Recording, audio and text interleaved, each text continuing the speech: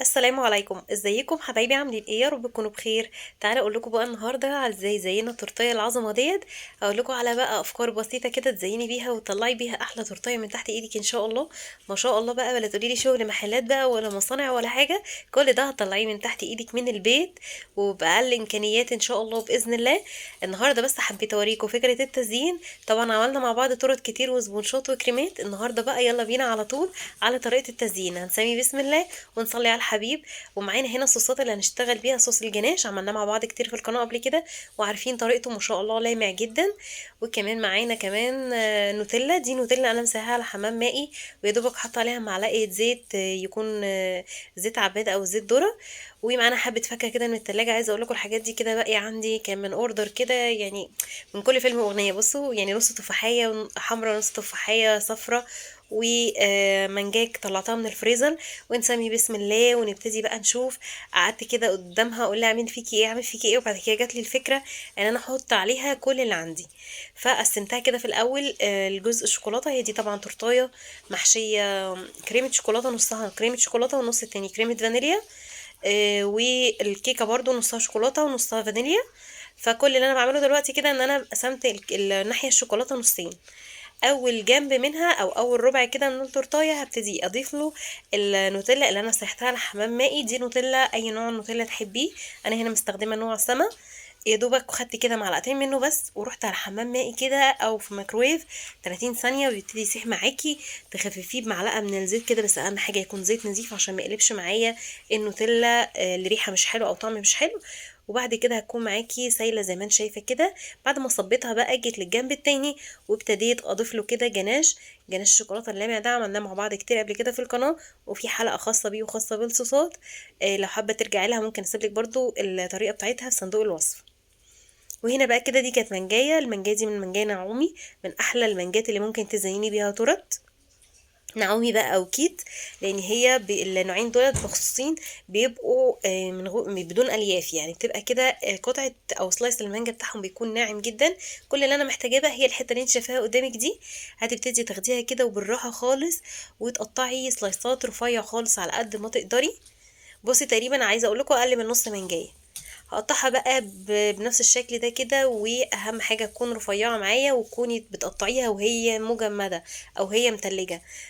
طبعا لو هي طازه بقى او فريش فهتقطعيها عادي مش هتفرق خالص. بس دي طبعا عشان خارجه معايا من الفريزر، فكنت حريصه على اني انا اقشرها وهي مجمده وكمان اقطعها وهي مجمده قبل ما تنزل ميتها معايا.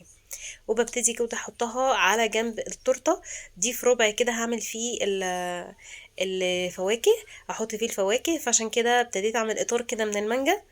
وبعد كده عندنا بقى، هي عايزه اقول لكم ما كانش فيه غير الفراولتين دول في التلاجة. الحاجات دي كانت بواقي عندي في التلاجة، فحبيت كده ان انا المها كلها في قلب تورتايه واحده. فابتدي كده احط سلايسات المانجا زي ما انتم شايفين بالشكل ده كده. حابه بقى تستكفي بكده تمام، حابه تلفيها بقى حوالين المانجا كلها برضو تمام. انا بقى كنت بصراحه عايزه اتخلص من بقيه الفاكهه اللي عندي دي، فهبتدي الف بيها كده الجنب او الربع اللي هو ربع الفاكهه بالشكل ده كده. بصوا بقى كان بقى عايزه اقول لكم نص تفاحيه، يعني مش تفاحيه كامله، كمان نص احمر ونص اصفر. فابتديت اقطعها كده سلايسات زي ما انتم شايفين بالشكل ده. اهم حاجه برضو عندي انها تكون رفيعه جدا. سكينة الفاكهة اللي انتي تشتغلي بيها فاكهة او تزيين، يستحسن ان هي تكون مشرشرة، اللي هي السكينة المشرشرة بتكون كمان سنها رفيع جدا. وتبتدي تقطعي كده بالشكل ده.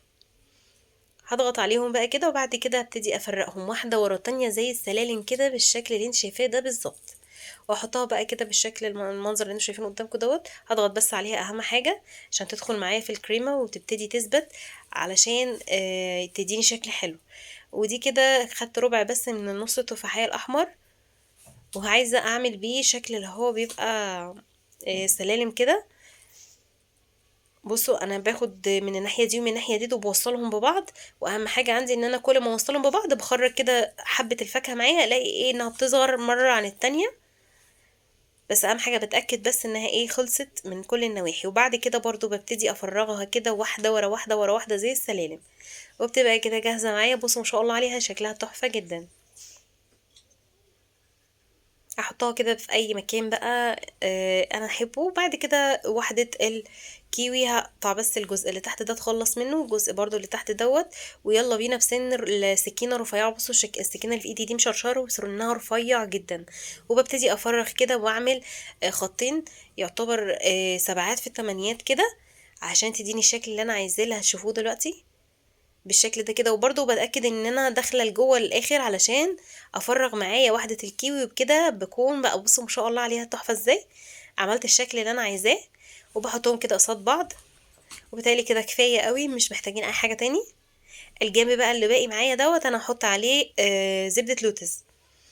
بصراحه انا كنت حاشيه الجزء اللي هو كريمه دوت، او الجزء الفانيليا كان محشي مكعبات من المانجا. فطبعا المانجا بتحب قوي كريمه اللوتس. فبصراحه حبيت ان انا احط جنب من جنب يعني ربع من التورته يكون بكريمه اللوتس. بس الاول بس هلمع الفاكهه بتاعتي، عشان ممكن عقبال ما اروح اعمل اللوتس تكون الفاكهه اسمرت معايا. فلازم بعد ما اقطع الفاكهه على طول، وخصوصا بقى التفاح عشان بيأكسد، فلازم على طول المعه بجيلي تلميع بالشكل اللي انتوا شايفينه دوت، وبعد كده اشتغل بقى براحتي. بصوا ده شكل كده الجيلي التلميع اللي انا بشتغل بيه. اهم حاجه زي ما قلت لك، مجرد ما قطعتي الفاكهه تبتدي تلمعيها قوام قبل ما تبتدي الفاكهه تاكسد معاكي او تسمر او تدبل. ويلا بينا بقى ابتدي ازين كده التزيين الاخير او اعمل الفينش الاخير. الجنب اللي هو عملت فيه نوتيلا حبيت ان انا كده ازينه بكرات الكريسبي. وهروح واجي كده بمعلقه النوتيلا اللي بقت معايا بالشكل اللي انتوا شايفينه ده، هيديني شكل حلو برضو. عايزه اقول لكم هو شكل عشوائي، بس بصراحه فرق كتير في شكل التورتيه في الاخر. هروح واجي كده بالمعلقه، مفيش اسهل من كده، بالمعلقه اروح واجي كده فوق الكور الكريسبي. وحبيت هنا ان انا ادمج او اعمل ميكس ما بين الجناش والنوتيلا بالشكل ده كده، ادخلهم في بعض.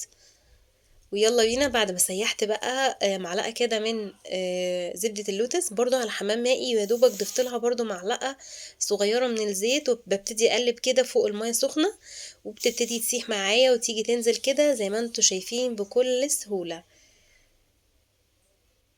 عايزه اقول لكم بقى دي كانت اطعم جنب فيهم، عشان طبعا هي كانت محشيه من جوه قطع مانجا يعني الكريمه، وبعد كده قطع المانجا. والمانجا بتبقى حلوه قوي قوي مع كريمه اللوتس.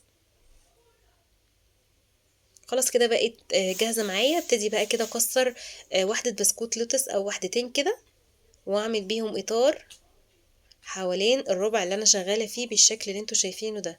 هيديني شكله كمان بسكوت اللوتس طعمه بيبقى حلو جدا.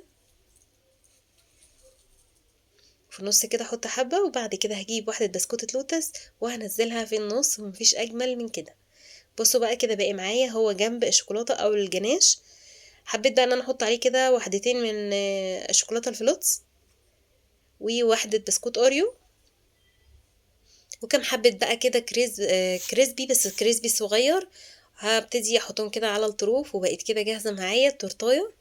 بصوا بقى ما شاء الله عليها بجد عظمة، حاجة كده ما شاء الله. ولا بقى تقولي شغل محلات ولا مصانع، وعملناها من البيت بكل سهولة.